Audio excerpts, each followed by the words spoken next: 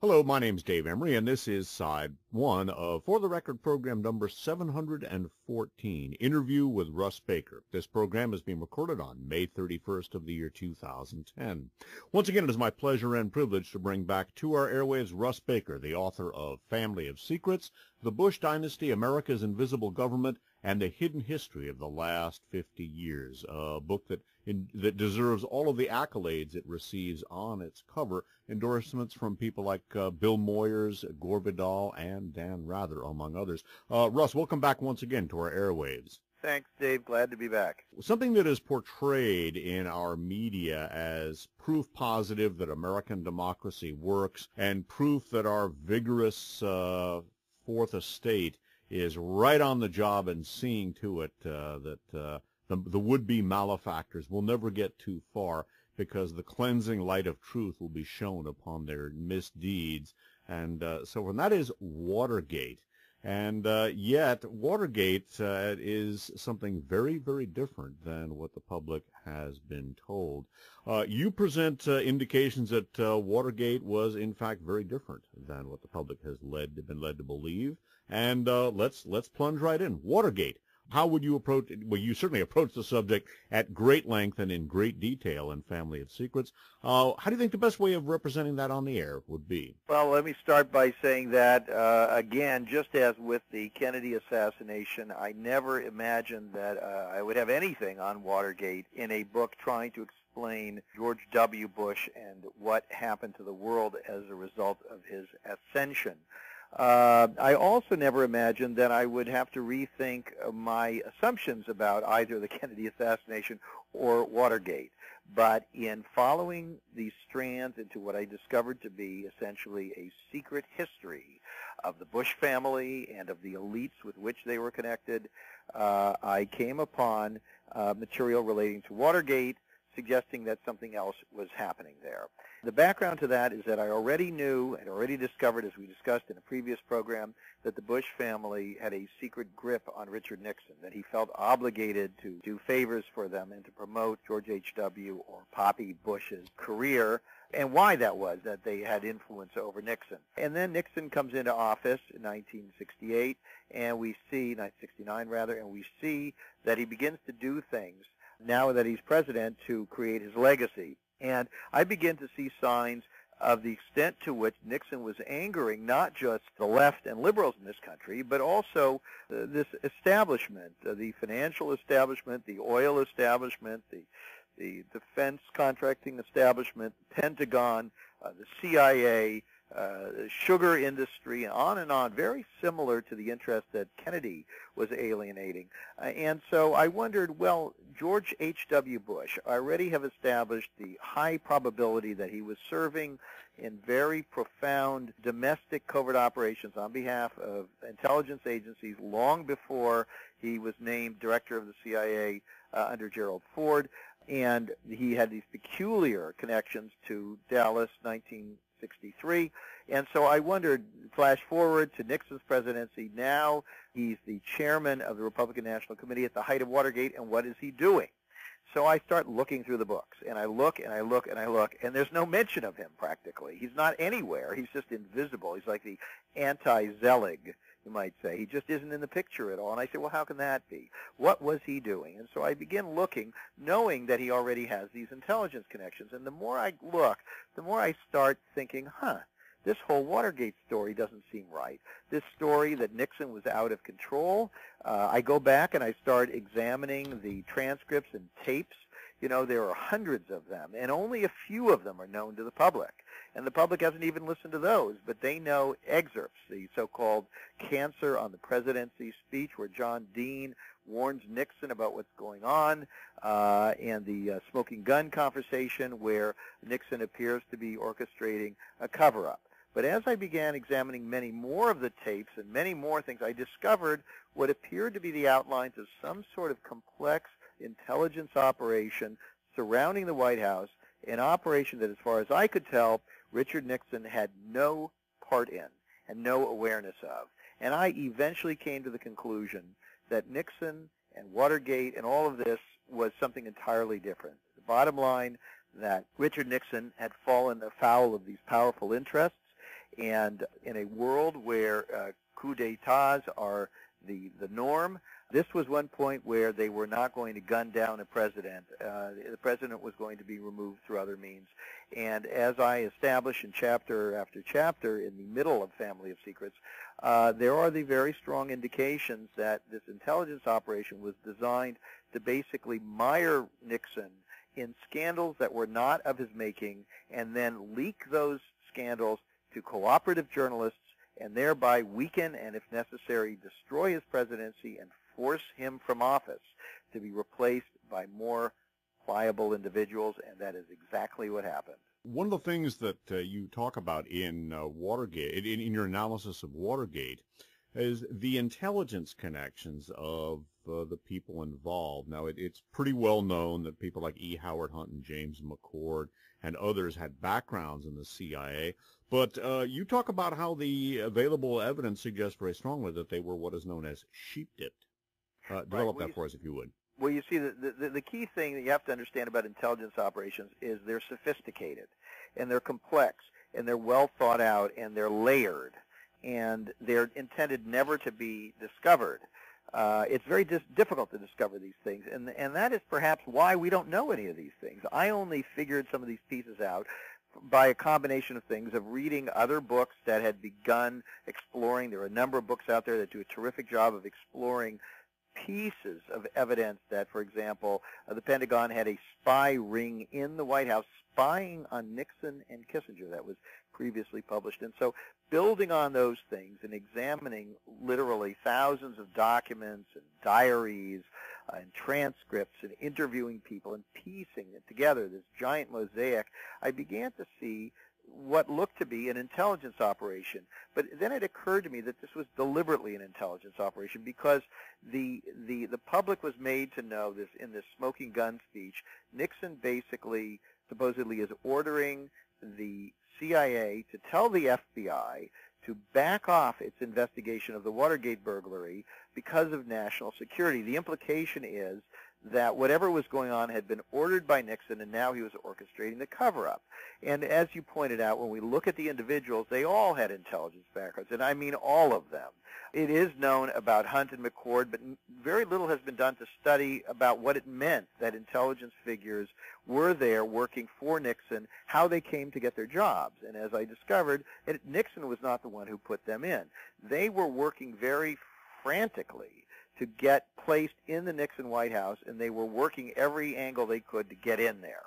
And then we see a lot of these other people. Alexander Butterfield, the man who reveals the existence of the taping system, had intelligence connections. John Dean, the man who probably is the most responsible for bringing Nixon down, at least indirectly through his brother-in-law and other people with which he was associated, had what appeared to be intelligence connections. Eagle Krogh, who was in the White House, who brought John Dean in, had intelligence connections. And so this is this very, very disturbing picture. You also have, by the way, the famed journalist who supposedly got to the bottom of this and saved democracy, Woodward and Bernstein. Bob Woodward had intelligence connections. And no one has, for some reason, gone back and studied the origins of all these people. How did John Dean even get into the White House? Who was John Dean? How did E. Howard Hunt get into the White House? How did all these things happen? And why did you have this team when Nixon, here's the really important thing. As you point out, Nixon was concerned about the Kennedy assassination, and he was always talking about the Bay of Pigs thing, which was supposed to be a euphemism for that. Now you have the Watergate burglary blamed on Nixon, and who are the burglars? They're Cubans from the Bay of Pigs and the Bay of Pigs thing. And E. Howard Hunt, alleged to have been in Dallas on November 22, 1963, and on and on and on. And so Watergate is inextricably linked to the Kennedy assassination. And it was so brilliantly engineered that the CIA managed to tie itself to Nixon, so that Nixon was blamed basically for using the CIA for his own purposes, when in fact what was really going on was that he was in a power struggle with the CIA and not working with them at all. One of the things that you talk about, too, in the analysis of Watergate is the subplot or subtext and that is Nixon was interested in, concerned that if the White House taping system if the White House tapes were released, and if the entire situation were to come out, the whole Bay of Pigs thing might be revealed. And you point out that many of the same people, we've already talked about Nixon in Dallas, Texas on November 22nd, 1963, that a great many of the other people also have histories running back to Dallas. We were touching on, and I'd like to develop a little further, Leon Jaworski, who replaced Archibald Cox himself, JFK's Solicitor General. Tell us about Leon Jaworski and the networking, going back to the all business, as they say in Texas. Right. Well, basically, Nixon couldn't have been brought down if a whole bunch of things hadn't happened. You needed aggressive reporters. You needed aggressive prosecutors. You needed aggressive people in Congress looking into this. And so what I do in Family of Secrets is I go in great narrative detail. Somebody described Family of Secrets as Robert Ludlum on steroids. And I don't know if that's right, but I did try to write it a little bit with the feel of a thriller, because that sustains people's attention through all of these complicated twists and turns. And so what you see is that all of these elements that came together were crucial for Nixon's demise, and they also were crucial because they all had these intelligence connections. And as you mentioned, Jaworski had intelligence connections.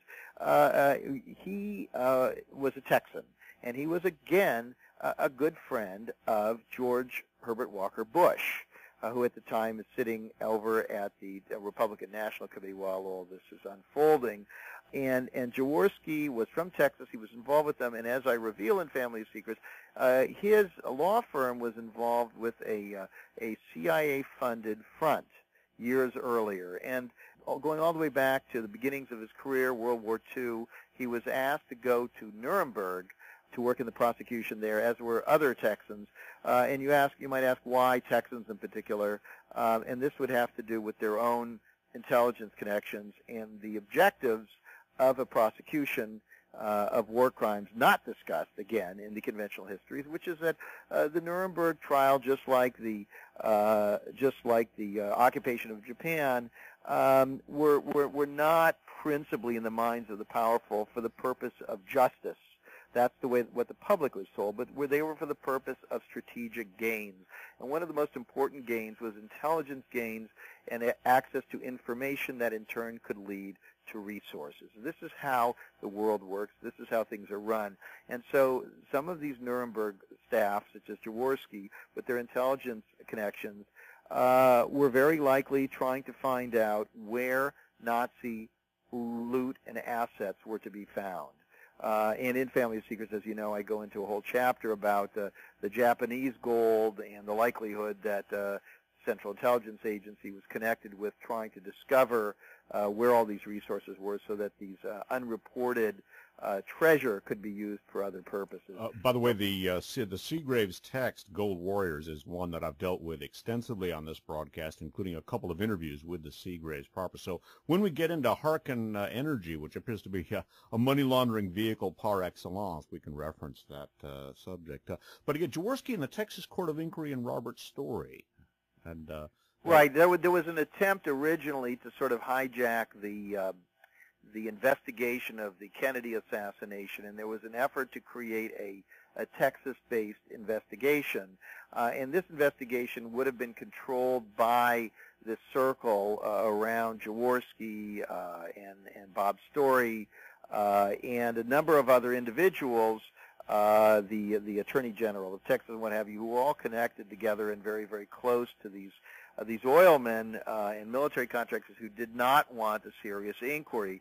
So they made every effort they could to control that. So you see Jaworski involved with that sort of compromised investigation that ran parallel, although it's little known, it ran parallel with the Warren Commission investigation.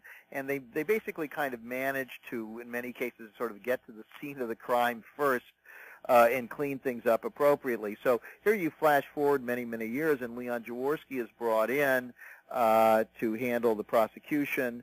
And there on the other side purportedly is his good friend George Herbert Walker Bush over at the RNC.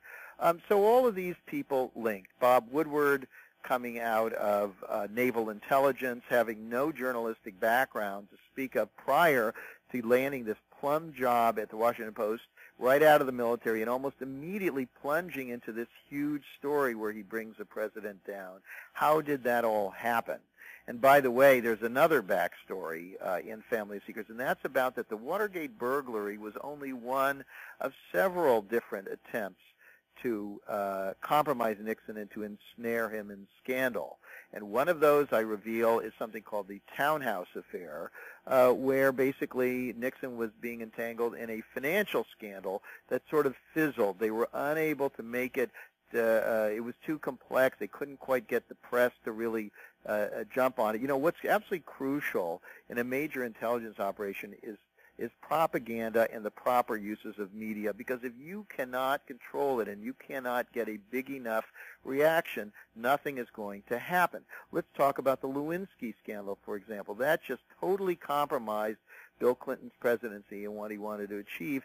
And had that story not grown through the media as it did, the history would have been very, very different. So the 11/22/63 connection that tracks back. You mentioned who John Dean, himself with extensive intelligence connections, had as his counsel. Got him Charles Schaefer. Well, that's right, and Charles Schaefer had his own connections to the intelligence agencies, and his brother-in-law, Dean's brother-in-law, had some interesting connections there. The brother-in-law, with whom he remained very, very close, and who was advising him in that period prior to his getting the job in the White House, not only the intelligence connections, but also worked for a senator from Oklahoma who was basically kind of the power behind the throne, behind LBJ in a sense, Senator Robert Kerr, who was also described as the father of the oil depletion allowance. So again, we have this circularity where the same sort of, you see, you can't look at intelligence operations, you can't look at these agencies as free agents, because they're not. They're very much working for these powerful private interests. And the proof of that is in the creation of the CIA itself. Very few people know this, but if there was a single person responsible for the creation of the Central Intelligence Agency in the aftermath of World War II, it was a man named Robert Lovett. And Robert Lovett was, again, a business partner in Brown Brothers Harriman investment banking firm with Prescott Bush. And he was at Yale, and he was in Skull and Bones. And so, again, we see these same people, these same circles, these same interests, creating these apparatuses, but it wasn't so much the CIA doing what they wanted, it was the people running the CIA being handpicked by these private interests to serve them. A little more nomenclature here, because again, these are names that are quite well known to an educated person, particularly someone who lived through these events, but the sub rosa contexts do not generally get discussed. And in Family of Secrets, part of the subtitle of which is the hidden history of the last 50 years, you bring a lot of that hidden history to view. Alexander Haig, how does he track back to the whole Bay of Pigs thing? Well, that's another one. I mean, Alexander Haig, we now know, and there's a fine book out now called The 40 Years' War, which goes into the rise of the neocons, and about Alexander Haig. Alexander Haig was a military man who managed to get in and work for Nixon, first for Kissinger and then for Nixon, and was actively, I think, undermining them. Seemed to be aware of this military spy ring in the White House, stealing documents from the National Security Council and channeling them back to the Joint Chiefs of Staff so they could monitor what Nixon and Kissinger were up to. And Haig, if you track back on him and you figure out his beginnings, shortly after the Bay of Pigs invasion, he is working in the Pentagon under a man named Joseph Califano, who serves in Johnson's cabinet and then goes on to various other illustrious things, in an office where they are involved with the resettlement of veterans of the Bay of Pigs operation. And he's working with Alexander Butterfield, the man who reveals the taping system that brings Nixon down. So again, this circularity here, absolutely staggering.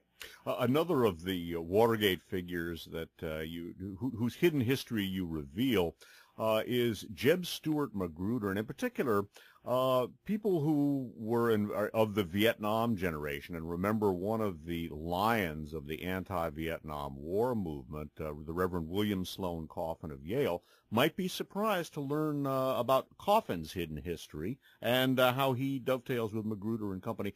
Develop that for us a little, if you would, please.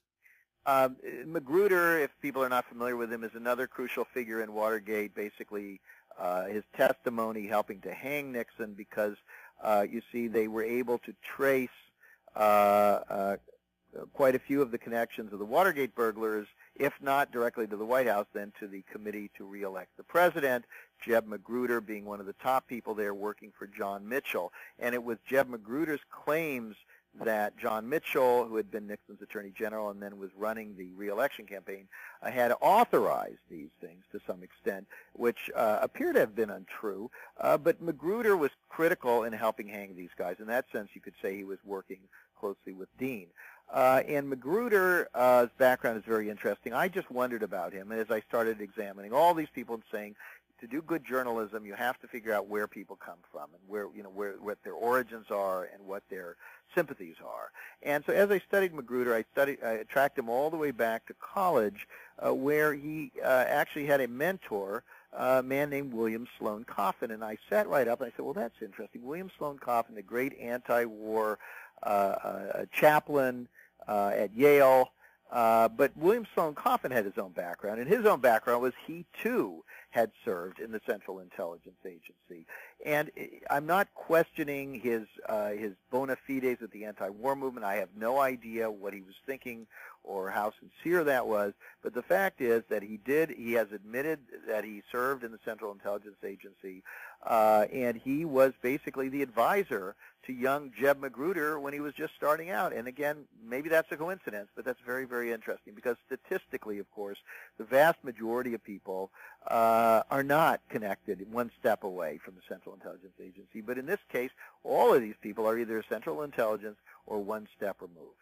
You mentioned very briefly, who did Magruder have as an attorney in this phase?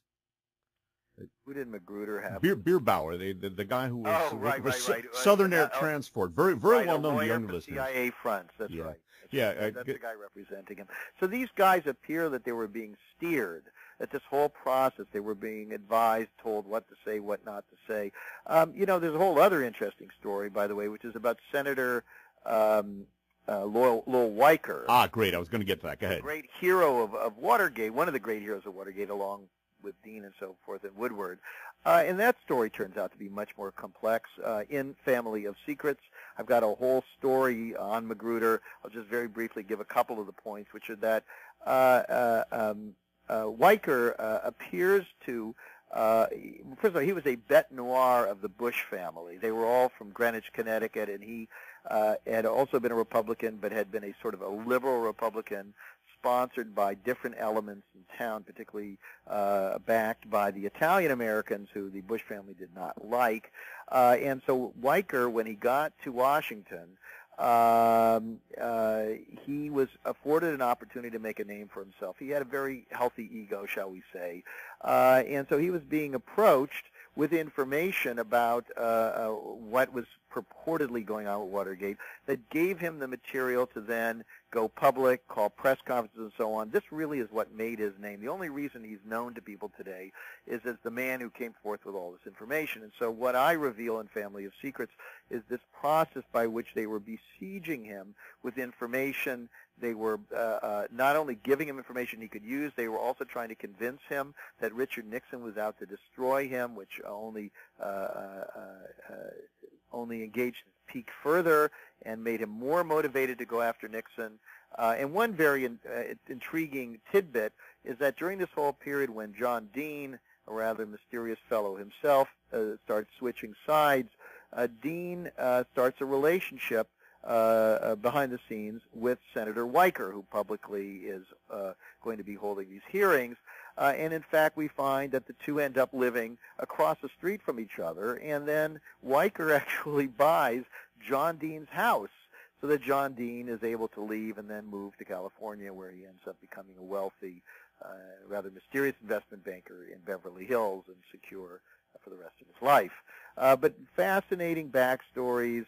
I can't claim to have gotten to the bottom of all of it, but I hope that I've certainly moved the ball forward significantly in this regard. One of the people, in talking about the Watergate coup, one of the people that figures prominently, we have not actually amazingly brought his name up that much, but once again, Poppy Bush. And how does he figure in this quiet coup, as a previous author termed it? Well, as I mentioned, prior to the burglary was one of several what appear to be attempts to ensnare Richard Nixon in scandal that will either weaken him or eventually be the kind of thing that can trigger his removal. And these other things do not succeed. One of them that I mentioned is called the Townhouse affair, Townhouse scandal, and this involved a man going around the country doing what appeared to be illegal activities, financial activities, purportedly on behalf of Richard Nixon. And I actually interviewed this man. I found him. He'd never been interviewed before. I found him and interviewed him. And he indicated that he'd always been mystified why he was being asked to do these things in Nixon's name, because he said it seemed crazy. It seemed more likely to hurt than to help Nixon. So I began thinking, well, then why would Nixon ask him to do it? And of course it turned out Nixon didn't ask him. The people who were asking this man to do these things, tasking him, were creating an environment ripe for scandal. And I discovered that these people were essentially very, very close with George H.W. Bush.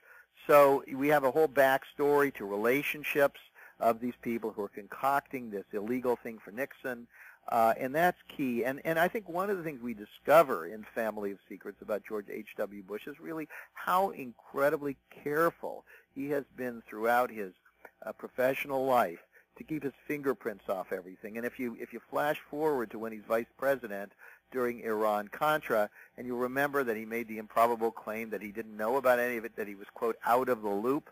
Well, he was certainly not out of the loop. He not only was vice president, but Reagan ceded huge swaths of territory to Bush, because by then, of course, he was supremely well connected and so forth, and so covert operations were very much an area for him. But he did manage to keep his fingerprints off things. There were very few transcripts showing him saying anything or doing anything. He always managed to do things sub rosa. And so that's what you're seeing in Watergate. You're seeing, here's a man with what appears to be a documented background with the CIA. Now he's in the RNC. There's a CIA operation going on with Watergate, and there's no mention of what his connections were. We see scandals preceding the burglary, again, CIA-type connections, and we see people connected to Poppy Bush. In fact, one of the people, the architects of this thing, a fellow, again, who's I don't think ever been written about before, and I interview his relatives, and they describe how he was so close to Bush that they corresponded over the years. He would come to family barbecues and what have you, and this was the man who was setting in motion a precursor to the Watergate break-in.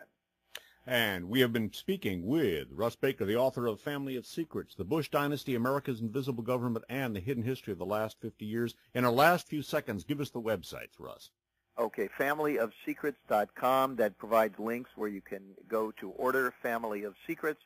Also, our nonprofit investigative reporting site, whowhatwhy.com, whowhatwhy.com. This is our endeavor to begin investigating current events from now on into the future, supported with public donations.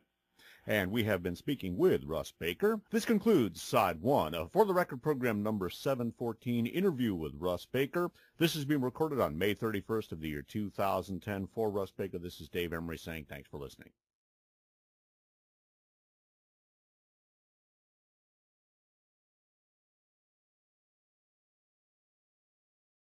Hello, my name is Dave Emory, and this is Side 2 of For the Record program number 714, Interview with Russ Baker, being recorded on May 31st of the year 2010. Once again, it's my pleasure and privilege to bring back to our airwaves Russ Baker, the author of the landmark volume Family of Secrets, The Bush Dynasty, America's Invisible Government, and the Hidden History of the Last 50 Years, a history which is no longer nearly as hidden as it was. Russ Baker, welcome back once again to our airwaves. Thank you very much, Dave.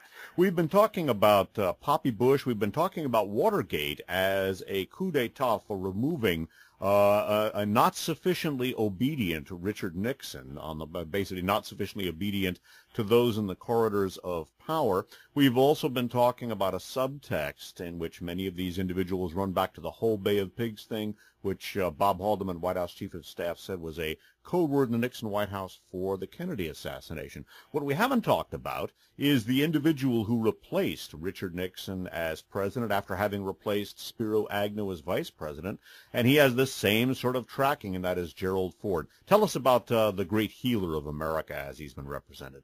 Well, probably the first interesting point about Gerald Ford is that he also is connected to the Kennedy assassination in the sense that he was a member of the Warren Commission, on which he played a crucial role in slightly rewriting a part of the report to provide some ballistics information consistent with the single bullet theory. Had he not altered that, they would have had trouble making that claim. So Gerald Ford, a very interesting figure, and by the way, flash forward a number of years to his funeral, where one of the people eulogizing him was none other than George Herbert Walker Bush, who talked about how Ford was a great man, and the example he gave was Ford's role on the Warren Commission in advancing the conventional Oswald did it alone narrative. And so that was rather strange that people thought it was strange that Mr. Bush would make this almost inappropriate thing at this funeral and talk about such a controversial thing. But some people looked at that and thought that this was perhaps some sort of a message to people who know something about this thing, that this was the story, and this was the story to be continued. But Ford, very interesting because of that, and that I think has a lot to do with why he was a favored person to come in once Agnew had been forced out. And by the way, that's another whole story. How was Spiro Agnew forced out? Now Nixon, of course, had said that Agnew was his assassination insurance, a man who so many people did not want in the presidency. And of course, with a perfect synchronicity, we see Spiro Agnew engulfed in scandal before Nixon removed Gerald Ford, a very pliable figure, very cooperative on the Kennedy assassination official version, and so he gets put in as vice president, and then once Nixon is forced out, Gerald Ford becomes president. And when he becomes president, Ford himself something of a moderate, but also susceptible to pressures from these interests. And so what he does is, a short time after he becomes president, we have what is called the Halloween Massacre, where a whole lot of people are removed. There's a shakeup, and two individuals come into power in the White House. Now, these are individuals whose names will become familiar to most people over about 30 years later, and they are Donald Rumsfeld and Dick Cheney, who would do a tandem act, first as Chief of Staff and Deputy Chief of Staff, and then as... For Gerald Ford, this is. As for Gerald Ford, and then in the case of Cheney as Defense Secretary. And so this is very, very interesting because these guys, this was the roots, sort of, if you will, of the rise of the neocons. And a little time later, you see there's a lot going on with the CIA, a lot of controversy there. Frank Church is holding his hearings, Pike is holding his hearings, looking into improprieties, illegalities, and worse about the CIA. It's a very, very problematical moment for the establishment.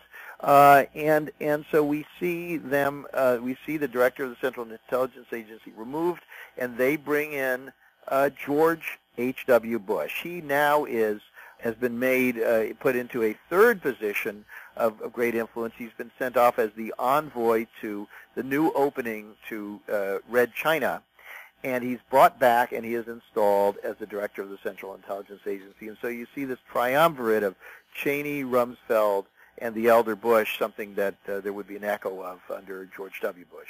We should also mention what was going on vis-a-vis congressional investigations, perhaps investigations belongs in quotes, of the intelligence community, including events surrounding 11/22/63 at this time, because the Halloween massacre, in which we see the political ascent of not only the elder Bush, but also Dick Cheney and Donald Rumsfeld, who figure in both 41 and 43's administrations, this was a very, very key time, and so Bush's appointment as Director of Central Intelligence is to be seen in a larger context. Well, that's right, and I think I misspoke. Rumsfeld became the Secretary of Defense, and Cheney became the Chief of Staff. Yeah, this under Ford. Later, of course, Cheney became Secretary of Defense under Bush 1.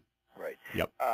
And so, well, I think what you're looking at there is that. As I said, Ford was very much susceptible to these kind of pressures, but the bigger picture was that Watergate, although I do think now that that was essentially created for the removal of a president, and it did, by the way, represent a radical swing to the right. Under Ford, this group began carrying out a number of policies. It was retrenchment on détente, the policy of extending a hand to the Soviets and trying to settle things peacefully. There was a return very much to the arms race and away from the arms limitation talks, strategic arms limitation talks, and so there was very much of a swing to the right. Also in the CIA under George H.W. Bush, they created what they called the Team B, where some of the analysts in the CIA had been saying that the Soviet Union was not all it was cracked up to be. It was not anywhere as big or as powerful a threat as it was made out to be. This was, of course, very alarming to all of the arms manufacturers who depend on the constant state of fear. But so he created Team B, an alternate analysis which speculated much higher rates of Soviet armament and overall threat level. So, but what was also going on at this time was Watergate had unleashed some unseen things, including revelations about CIA improprieties. And so a number of things began coming out about illegalities, about the CIA having illegal domestic operations. And that's crucial, of course, if you look back at 1963, because the CIA was not supposed to, by its charter, to operate domestically, and yet it clearly was in violation. And many, many other things, illegal wiretapping and spying on journalists and other people, all kinds of things. This was called the family jewels when they were first revealed in the press. And so there was a clamor for a house cleaning, for investigations. These hearings were convened, but as, or perhaps even more importantly, they began looking, when they were looking at the notion that the CIA was out of control, not functioning properly as it should in a democracy, serving the interests of the people through its elected representatives, but doing whatever it wanted. They began looking at its role in activities overseas, including coups and assassinations. And once that door was opened, there began being calls for a new look into the assassinations in the United States. And so what you saw eventually was the convening of the House Select Committee on Assassinations.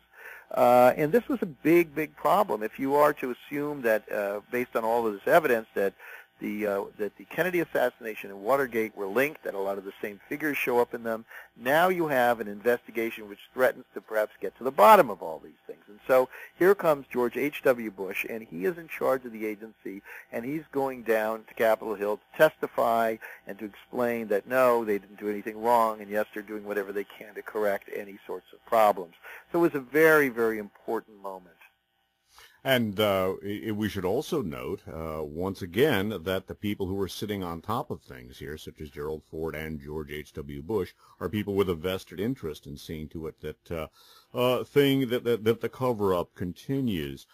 It was in this time frame. I don't know if you want to talk about this, Russ, but it might seem a little arcane, given all of the many other things that we have yet to discuss in this and subsequent interviews. But it was right in this period when the House Select Committee began investigating the Kennedy assassination. Investigate perhaps belongs in quotes. It was an attenuated investigation that George Bush's old associate, George de Mohrenschildt, ran on to, his ship ran onto the rocks, so to speak. Right. Well, just in a nutshell there, to recap, George, we talked about him in an earlier episode, but George de Mohrenschildt was a man, a Russian emigre, connected into very, very high levels of Dallas society. He appeared to have some sort of an intelligence portfolio. He was essentially Lee Harvey Oswald's handler. He was a man who was deeply involved in Lee Harvey Oswald's life for 6 months out of the year prior to the Kennedy assassination. As I pointed out, and as I go into in extensive detail in Family of Secrets, de Mohrenschildt also, it turns out, was an old and dear friend of George H.W. Bush. Very, very interesting, given Bush's inability to recall where he was on November 22, 1963. In any case, de Mohrenschildt resurfaces in 1976, rather 76. Bush is now CIA director, and this is all told at much greater length in Family of Secrets. But basically, a letter arrives at CIA headquarters for Director Bush. It is from this man, George de Mohrenschildt, and he seems to be distressed and seeking help from Mr. Bush. Now, the staff, the secretaries and what have you, of course, don't know anything about any of these things, and so they read this letter and they assume he's a crank. But just to be safe, they don't want to make assumptions. They forward it to Director Bush with a note saying, "Do you by any chance know this man?" And he's in a box because if anybody were to look into it, they would find out that he did know him, that they knew each other for decades, and were connected through Bush's roommate at prep school, who was essentially the nephew of Mr. de Mohrenschildt. And so he says, "Well, yes, I do know this man. I haven't seen him over the years." He writes in this note, he had some connection to Oswald. I don't remember the details, and of course that just staggered me, David, because I looked at that and I thought, how could the head of U.S. intelligence not even be curious how his own friend was connected to the man who had shot the 35th President of the United States? And so I was staggered by this. And so that seemed very strange to me. But in this letter, he says, I do know him. I haven't seen him for years. And then he writes a letter back. And curiously enough, the director of the Central Intelligence Agency types this letter himself. He doesn't want someone else to type it. And the letter, which has come to light, basically, de Mohrenschildt says, "Dear George, I'm worried. Perhaps I've been indiscreet in talking too much about Lee Oswald. I feel that there's a net closing in on me," and I'm paraphrasing here. And he says, "But, I'm an old man. I can't do anybody any harm. Would you please see to it that this net is removed?" He basically says, "I'm scared." And Bush writes back to him a note that he obviously realizes will be in the files, and he says, "Dear George, I'm sorry, you must be upset about the death of your child, but, I looked into what you're saying, and I've checked with the FBI, and as far as I know, nobody is looking into you. There's no interest in you, so don't worry about it." And that is the last communication between those two men. Within a short time, George de Mohrenschildt is committed to a mental asylum. He's given shock therapy treatment, reduced to something of a shell of his own self. A little while later, he tries to flee the United States to begin telling his story about what he says he knew about the Kennedy assassination and the alleged involvement of the Central Intelligence Agency. When he gets back to the United States, he heads to a mansion in Florida where his daughter is staying, and a journalist working for the Reader's Digest, a publication that was closely associated with the Central Intelligence Agency and the FBI, very avid in support of their causes, sends a journalist to interview, quote-unquote, interview George de Mohrenschildt just prior to the House Select Committee investigator getting there. And that day, George de Mohrenschildt is interviewed. He seems to be in a very good mood. He goes home to the house for a lunch break. Purportedly is told by his daughter that the investigator from the House Select Committee is there to see him. He says, "Great, I'll see him after lunch." A short time later, when the domestic staff go into the house, they find that George de Mohrenschildt is dead with a shotgun blast to the head. Yep, supposedly a suicide, but a lot of people wonder in that context briefly, the MK Ultra mind control programs aimed at getting people to do just that sort of thing. There's also a time-worn technique where you shoot somebody in the back of the head with a small caliber weapon, then you put a shotgun in their mouth and it obscures what is actually an assassination. And as we talked about it for the record 712, the networking between the Bush milieu and the de Mohrenschildt milieu goes all the way back to the pre-World War II period. De Mohrenschildt knew Jad the Bouvier family as well.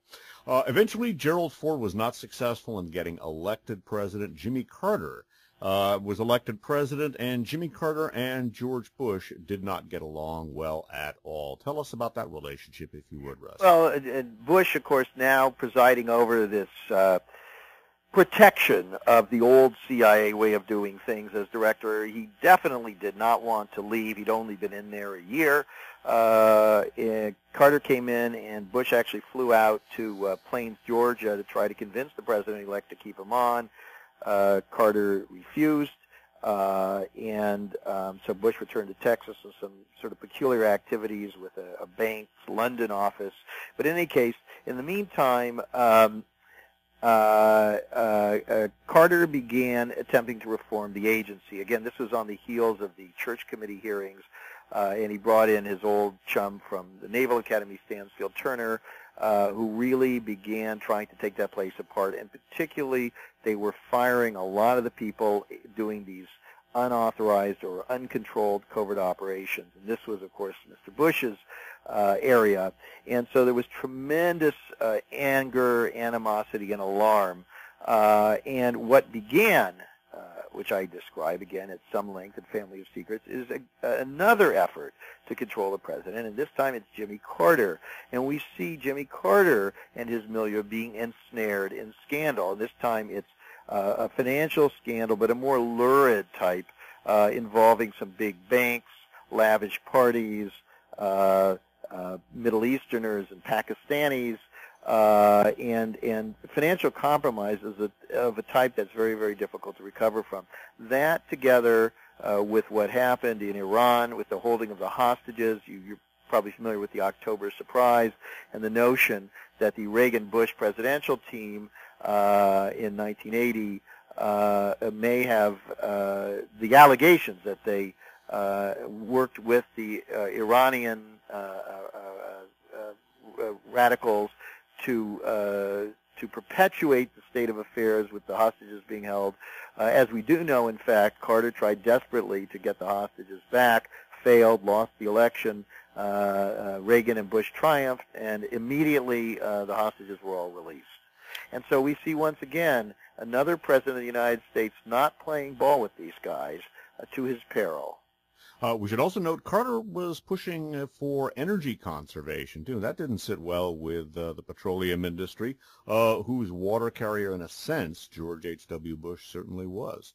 And by the way, we have gone into the October surprise at great length. Something you went into that I did not know, though, Russ, when in talking about the Iranian situation, and that is that Poppy Bush and his milieu appear to have been involved with the Shah coming to the United States, and that, of course, was sort of the match that lit the entire hostage crisis. It was. Well, that's right. You see, the Shah of Iran. We'll talk about this in a later segment. The Shah of Iran, Ferdinand Marcos, many of these are some of the most heinous and brutal, absolutely brutal, murderous dictators who stole enormous amounts of money from their people and unleashed tremendous poverty and unrest and cataclysm. These people were friends of these elite banking interests in the United States. They parked their money there with the Rockefellers Chase Manhattan Bank. They did business, the oil business with these folks, resource business. They were all part of the same club, basically. And so you see that revealed a little later in Family of Secrets when the son of the Shah, now once the family is ousted and they're on the run, the son shows up in Houston being given a job, kept laying low, and being given a job in the aircraft shop of James Bath, the man we talked about earlier, George W. Bush's buddy from the National Guard. And so we see, again, these circular back again, the same families, the same interests, helping each other out over the course of decades. Something else, too, although the story of James Bath and the BCCI and the coalescing of W's business opportunities is something we'll go into in a future talk. We should mention maybe that the difficulties that Jimmy Carter were in which he was ensnared involved the BCCI, which was part of this whole Bush-Bath milieu. We got about 9 minutes left. If we could touch on that briefly. BCCI? Yeah, I mean, and how it obtained to Carter the besmirching of Jimmy Carter. Right. I mean, BCCI, the Bank of Credit and Commerce International, this is a story that anybody over a certain age should remember, although I'm finding increasingly that people have forgotten about this. This was the largest banking scandal, I would say, in world history, and I don't think anything has come close to it. And it involved a very mysterious entity that I don't think anyone's really gotten to the bottom of. It was purportedly started by this Pakistani man, and it grew to the point where they had branches in hundreds of locations around the world. And eventually this mysterious BCCI was doing business with everybody. They were supposedly laundering money for intelligence agencies ranging from the CIA to the KGB, for Middle Eastern terrorist organizations. They were working with Swiss banks. They were working with dictators. I mean, it was just this incredible sort of free-for-all. And they also had important links in with the Saudis and other key players in the Middle East. And so BCCI was also very much in the influence game. They were paying people off. They were blackmailing and what have you. And so before BCCI came tumbling down, Jimmy Carter was ensnared in something. Well, he wasn't ensnared because he really does seem to be a guy who is incorruptible. But when they couldn't get to him, they went to people around him. And just to deviate for a moment, his brother, you may remember Billy Carter, where he was ensnared in something with CIA operatives and the government of Libya, something that deeply embarrassed Jimmy Carter. But they did the same thing with a fellow named Burt Lance. He was Jimmy Carter's close friend, and he was his budget director and key advisor.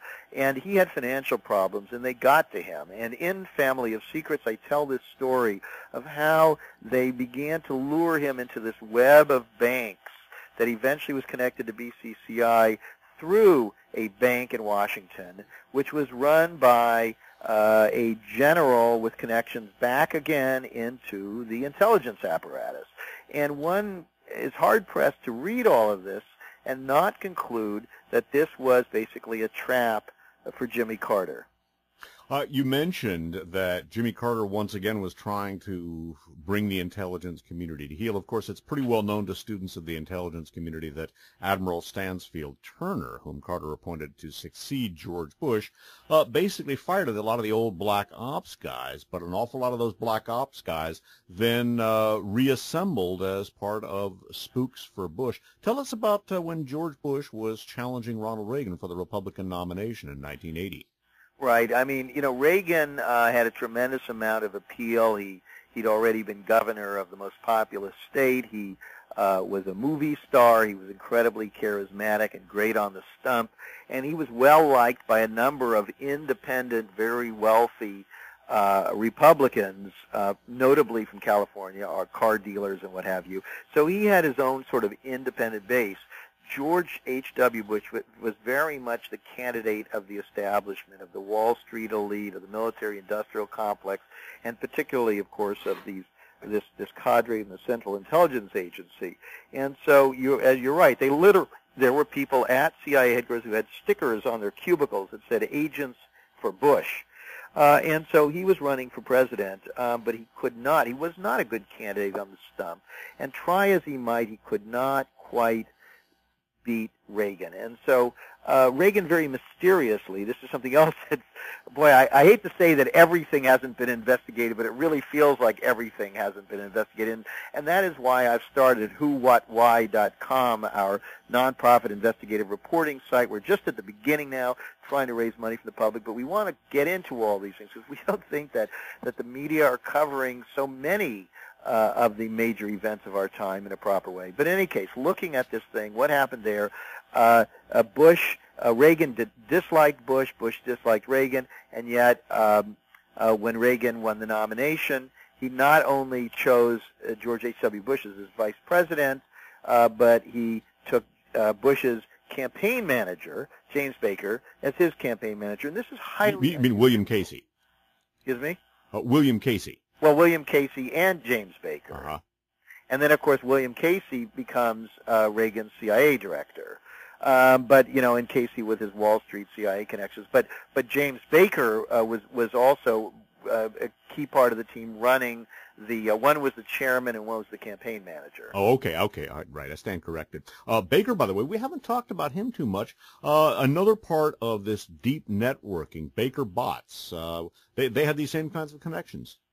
That's right. In fact, in Family of Secrets, I go through a bit of the history of the Baker family law firm, Baker Botts, which goes all the way back well into the 1800s. They were a very powerful entity in the early days of Texas, and whereas the Bushes were very much a Princeton lineage, Yale lineage, the Bakers were a Princeton lineage, and you see the ancestors playing a key role in a number of administrations, including Woodrow Wilson's. So this is another one of these dynasties, and they hook up with the Bushes, and they become.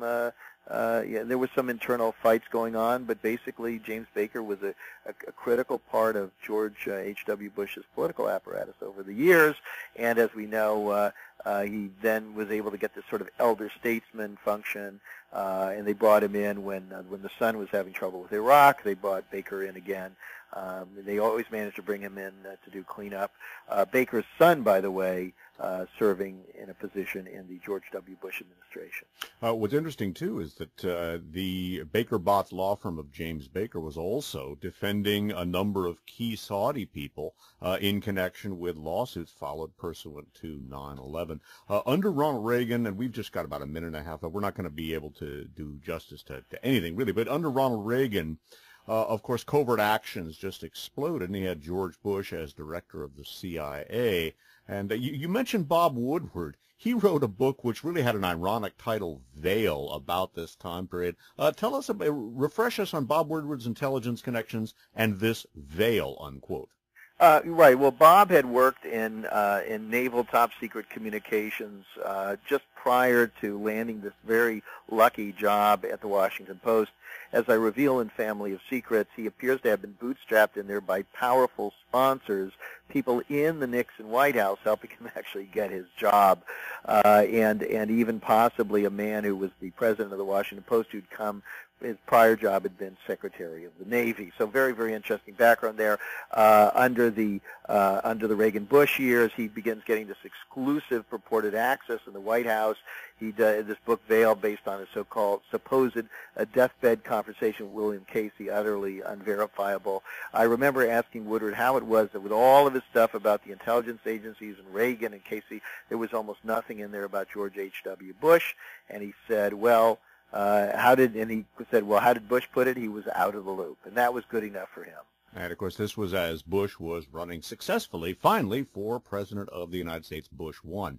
Want to know more? Family of Secrets, The Bush Dynasty, America's Invisible Government, The Hidden History of the Last 50 Years, authored by Russ Baker. RussBaker.com and Amazon, or as they used to say in the old days, you know, I'm not even going to attempt, but any place that sells good books. They used to have a wonderful little catchphrase for retail outlets back in 50s radio. However, this concludes Side 2 of For the Record program number 714, interview with Russ Baker. For Russ Baker, this is Dave Emory saying thanks for listening.